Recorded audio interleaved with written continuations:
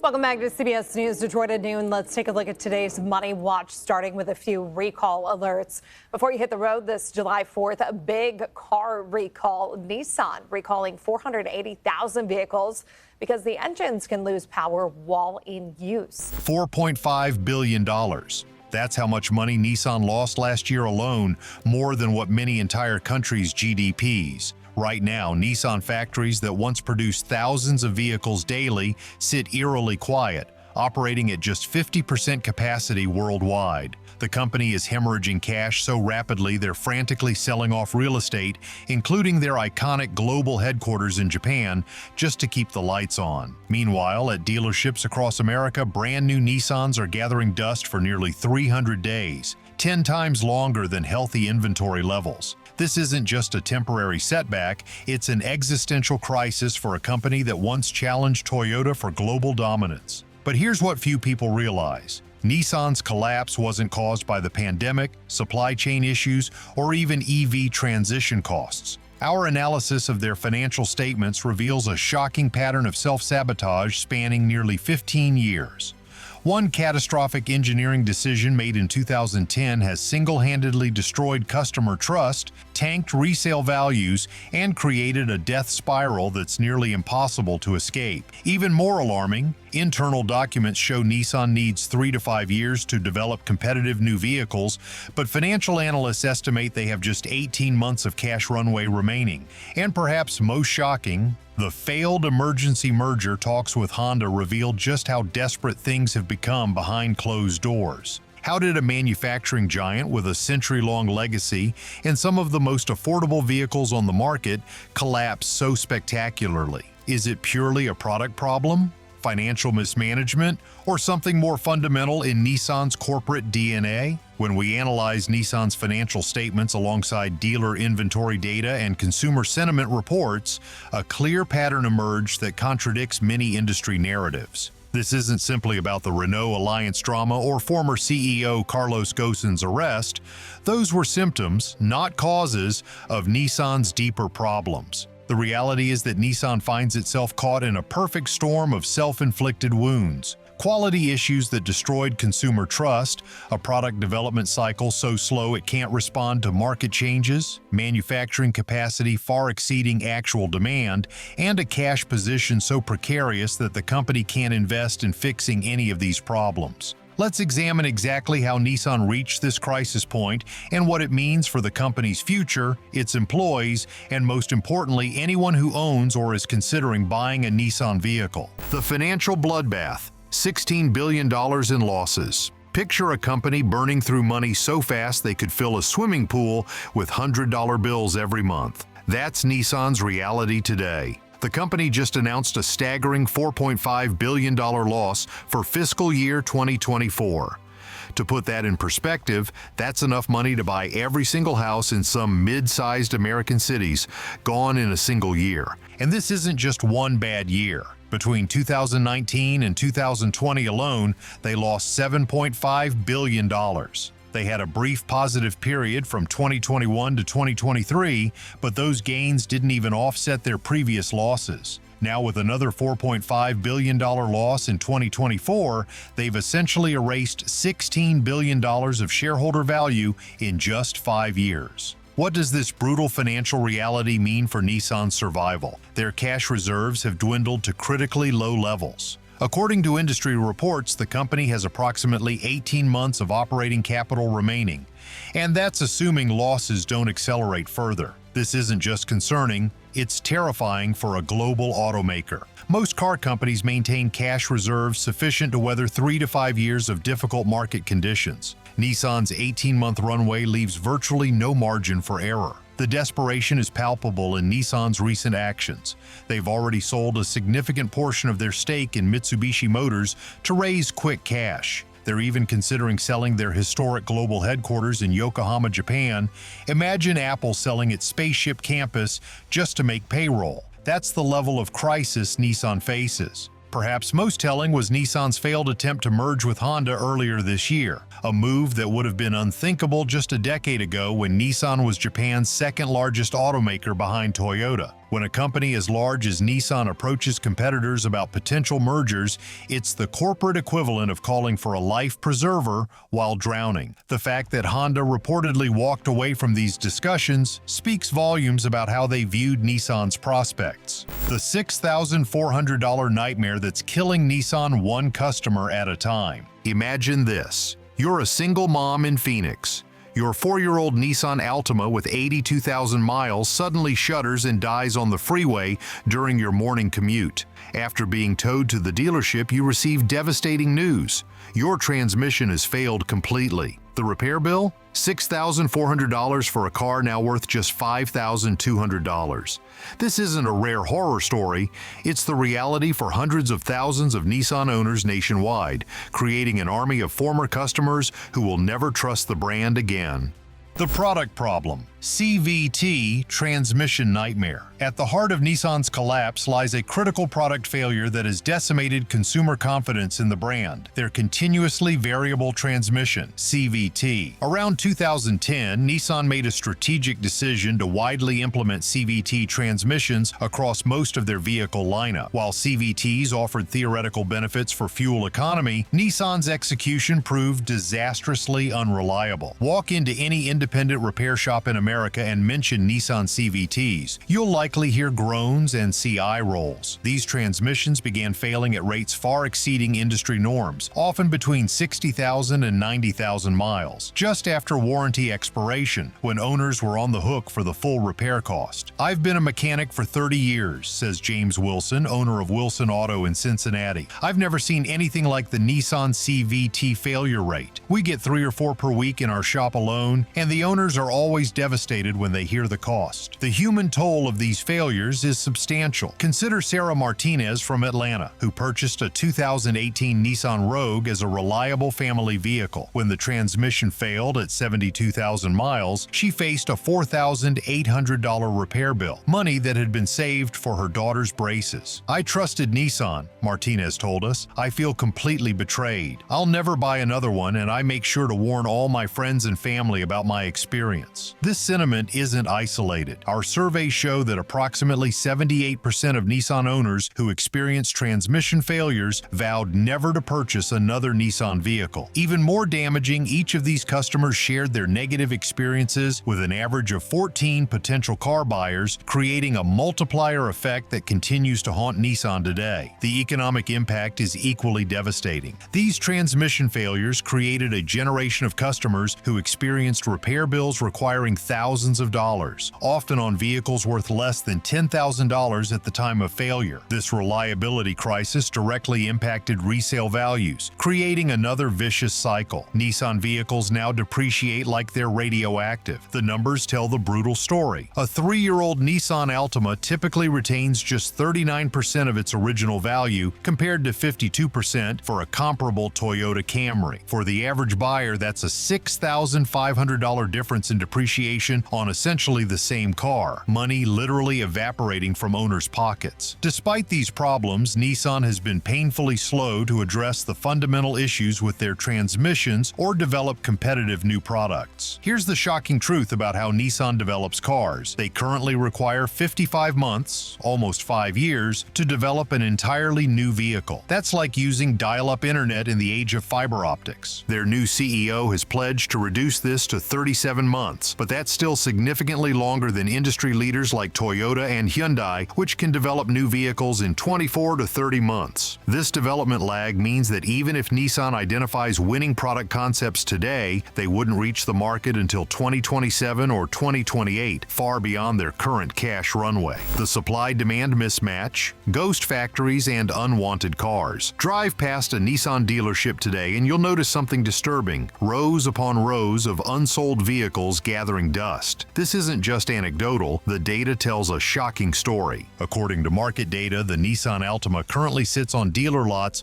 for an average of 280 days before selling. The industry target is approximately 60 days, meaning Nissan has nearly 5 times more Altimas than they can reasonably sell. Even their Frontier pickup, which should be a stronger performer in truck-loving America, sits for 140 days on average, more than twice the healthy inventory level. Visit a Nissan factory and you'll see another troubling sign: production lines moving at half speed with many workers standing idle. This isn't by choice. It's because Nissan built manufacturing capacity for 7 million vehicles annually during their expansion years, but they're currently selling closer to 3.5 million. Imagine running a restaurant where half your tables always sit empty. That's Nissan's manufacturing reality today. Industry standards suggest factories need to operate at 70 to 80% capacity to be profitable, meaning nearly every vehicle Nissan produces today is manufactured at a loss. One dealer in the Midwest described the situation bluntly: "We're drowning in inventory. Corporate keeps pushing more cars on us, but customers just aren't interested. We're offering discounts I've never seen before just to move metal." This inventory glut forces dealers to offer substantial discounts just to move product, further eroding Nissan's already precarious profit margins. In fact, Nissan reported a 99% profit drop in North America specifically due to heavy incentive spending. They're essentially giving away cars just to maintain market presence.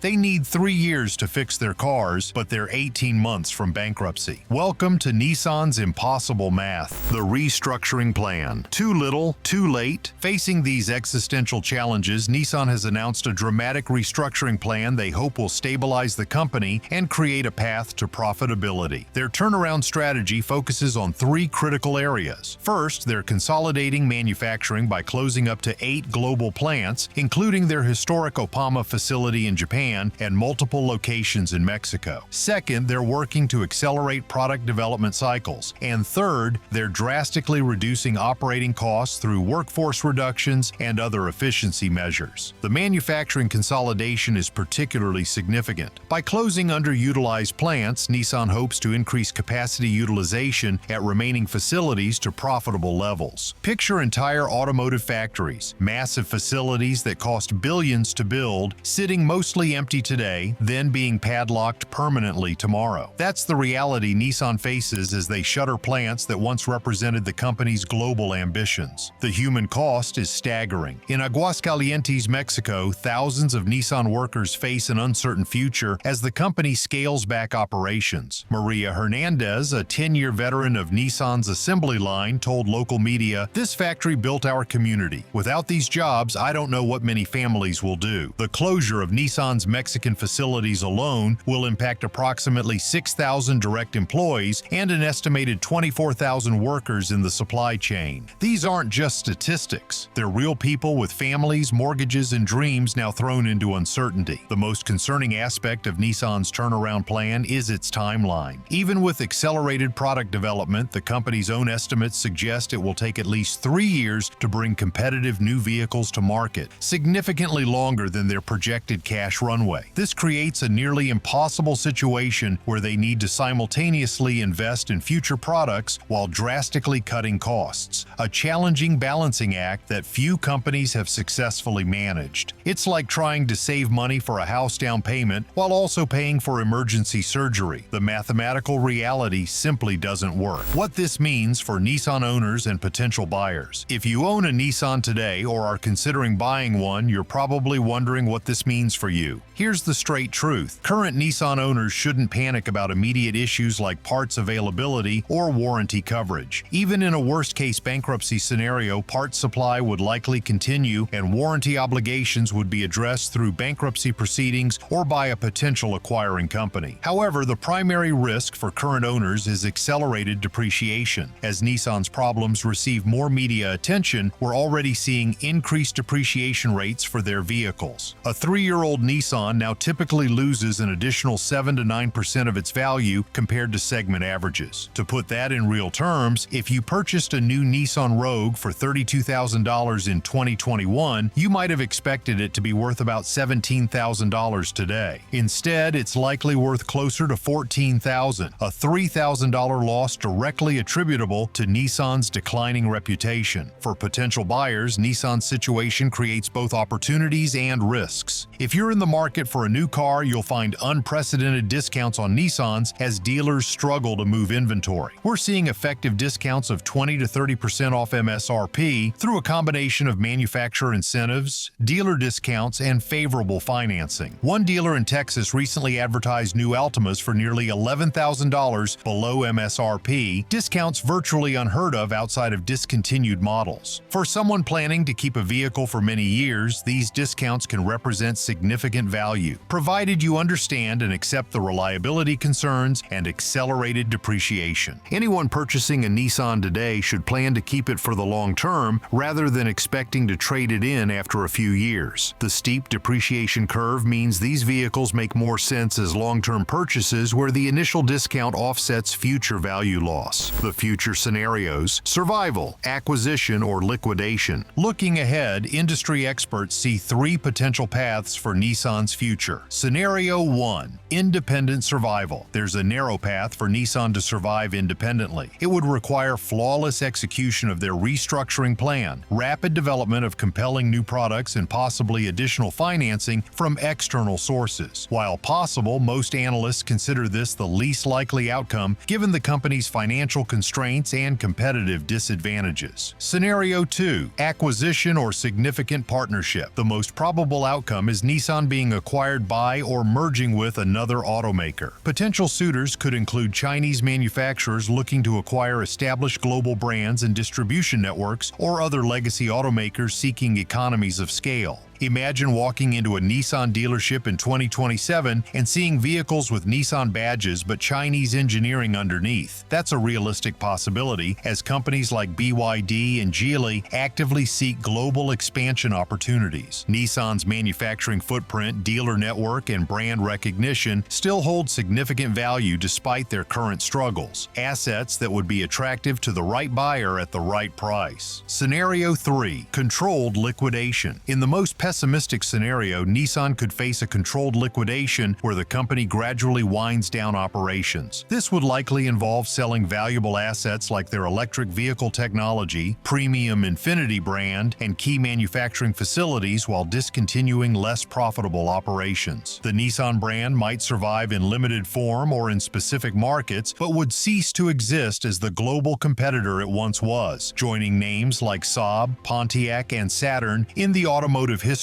books. The stakes extend far beyond Nissan itself. The company employs approximately 138,000 people globally, and hundreds of thousands more work for suppliers dependent on Nissan's business. Communities from Tennessee to Barcelona to Yokohama have built their economic foundations around Nissan facilities that now face uncertain futures. For the broader automotive industry, Nissan's struggles highlight the brutal reality of today's market. With development costs rising, consumer expectations increasing, and the transition to electrification requiring massive capital investments, many traditional automakers find themselves fighting for survival. What's happening at Nissan could be a preview of what awaits other vulnerable automakers. Companies without strong technology positions, efficient manufacturing operations, and healthy balance sheets will struggle to make the necessary investments for future competitiveness. We're likely entering a period of significant consolidation where only the strongest and most adaptable companies survive independently. This isn't just a bad quarter or a temporary setback, it's the slow-motion death of a brand millions once trusted. So what ultimately doomed Nissan? Three critical factors emerge from our analysis. Quality over quantity. Nissan's fateful decision to prioritize sales volume over product quality created a reputation crisis they've never recovered from. The CVT transmission issues alone created hundreds of thousands of customers who will never return to the brand, regardless of how good future products might be. Development paralysis. While competitors innovated rapidly, Nissan's product development cycle stretched to nearly 5 years, an eternity in today's fast-changing market. This left them perpetually behind competitors with fresher, more competitive vehicles. Financial mismanagement. Nissan failed to maintain sufficient cash reserves to weather extended difficulties or invest in necessary transformations. Their current 18-month cash runway leaves virtually no margin for error in executing their turnaround plan. Perhaps most tellingly, Nissan represents a cautionary tale about how quickly automotive fortunes can reverse. Just 15 years ago, Nissan was challenging Toyota for global leadership with innovative products like the Leaf electric vehicle and GT-R all-star sports car. Today, they're fighting for survival, a stark reminder that even the most established automotive giants can fall with surprising speed. $4.5 billion in losses, factories operating at half capacity, vehicles sitting on dealer lots for nearly 300 days. Nissan's crisis didn't happen overnight. It developed over more than a decade of self-inflicted wounds that destroyed consumer trust and eroded their financial foundation. What does this mean for you? If you're considering a Nissan purchase, understand that you're buying into uncertain future support, but potentially significant discounts. Current Nissan owners should consider whether holding or selling makes more sense given accelerating depreciation, and industry observers should watch closely as Nissan's drama represents a potential preview of broader automotive consolidation. Want to stay ahead of the automotive industry's rapidly changing landscape? Hit that subscribe button right now so you don't miss our upcoming analysis of which automakers might be next to face existential challenges. We're digging into the financial and product data that reveals which brands are vulnerable before Wall Street figures it out. Leave a comment below with your thoughts on Nissan's future. Will they survive independently, get acquired, or fade into automotive history? Will Nissan become the next Saturn or the next miracle turnaround story? One thing's for sure, time is running out.